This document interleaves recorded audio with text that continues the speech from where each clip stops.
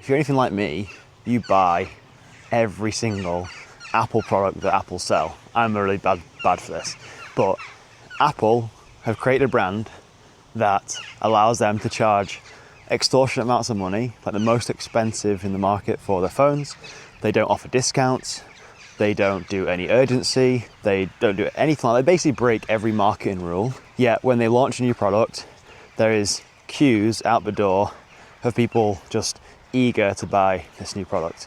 And I believe Apple actually trick people into buying all their stuff, but yet people still pay whatever Apple are paying. In this video, I want to show you how you can Applify your brand without being Apple.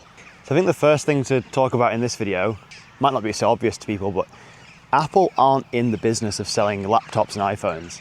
They're in the business of selling an identity. If you look at the people who buy iPhones, you might have one, you'll generally find that once they have bought one Apple product, they'll buy the whole range, or they'll buy more. So if you've got an Apple phone, more than likely you're gonna have a MacBook computer or an iPad or a pair of AirPods, something like that. Apple don't sell products, right? They sell an identity. They sell you being part of a movement. So this is why you have this very clear divide of people who are very, very sold on either Apple or Android products. If someone's got an Android product and they've used it for years and years, it's gonna be very hard to get them to convince them to come over to the dark side and try an Apple phone or an Apple product. It's just completely different. Like I remember when my dad, years ago this was, my dad, he's like 70 years old now, bless him, and all he'd used is Windows computers. He had a Dell computer, and I'd already been started to use Apple MacBooks. And I was saying to Dad, look, you need to get yourself an iMac. You need to get yourself on this Apple train. You'll find it so much easier. And this was like 10 years ago now. And anyway, I convinced him to buy an iMac. And at the time, it was like a really, really good computer. And to be fair, the learning curve for Dad was pretty big. Like, you know, trying to learn a new operating system on a computer is a big thing, especially when you're not that tech savvy. So for him, it was a huge thing. It was quite frustrating for him to change over from what he was so used to something new. And this is the same for go from, say, Android to Apple, or Apple to Android. Once you're sold on a product and its functions, and to an extent the actual identity of the brand, generally you stay with that for life, or stay with that for a very long time. And it's the same with Apple.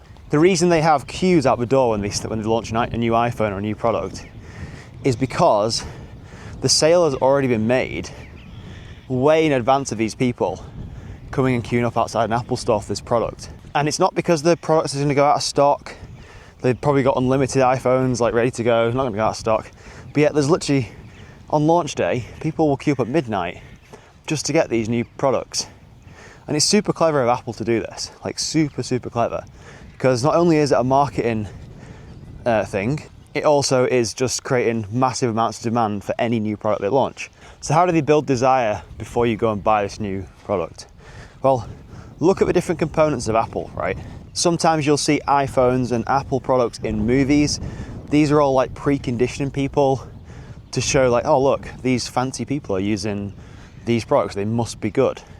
It's just all clever marketing, really clever marketing. That influencers using products before they're launched, just subtly showing it.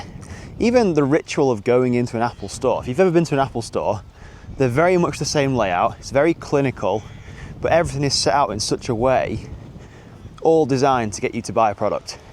I remember a friend posted on Instagram recently, and she was saying how she went into an Apple store to get an iPad fix, I think. You know, she went to go to the Genius bar, and they said, oh yeah, you know, we can fix it and stuff. It's like a real simple thing to fix.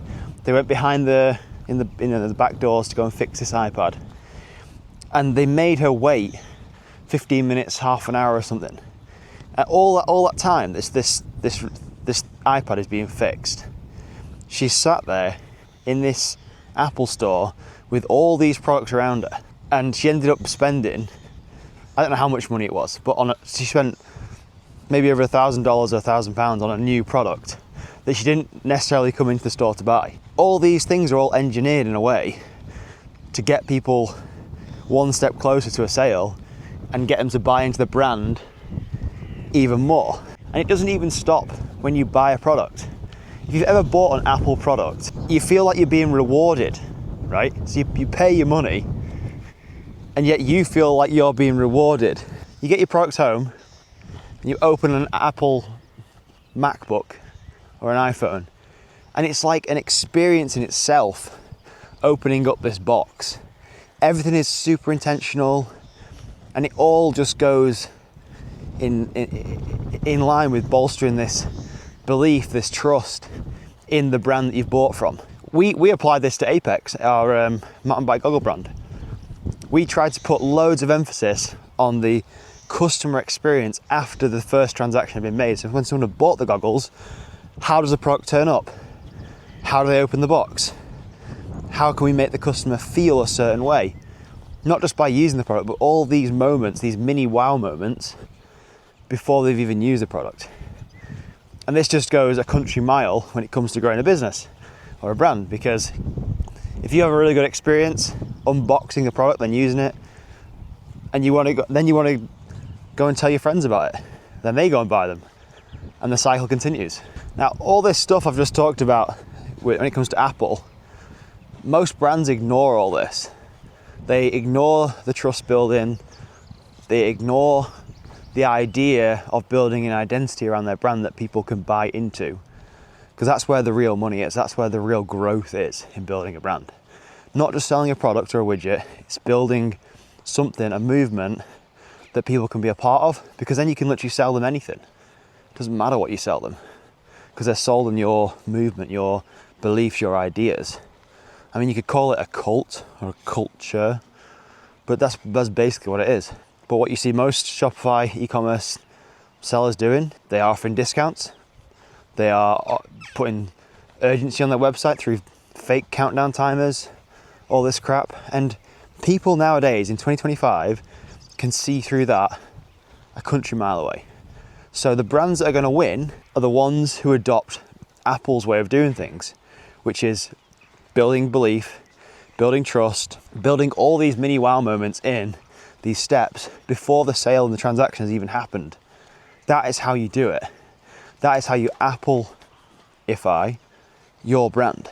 This is something we've been building in the background and packaging up to teach people and help people implement in businesses through Trojan Selling. I will leave a link below to details on that, as well as a calculator we've put together. It's a nifty little calculator where you can plug in all your numbers and it'll show you before and after the impact of Trojan Selling, like a specific way of selling that we do, which is called try before you buy, which is a little bit different to what Apple do. Obviously with Apple, you buy the product up front and the transaction is done. We have created a method where we essentially let the product speak for itself, and we let the customer try the product first, and only then, if they like it, do they pay the remaining balance for the product. And we found that has built insane levels of trust, brought more customers in on the front end, and just built this really, really cool tribe of people who are sold on the brand and sold on our movement. And YouTube is super clever. It's going to recommend some videos up there you should go check out next. And I'll see you in the next one.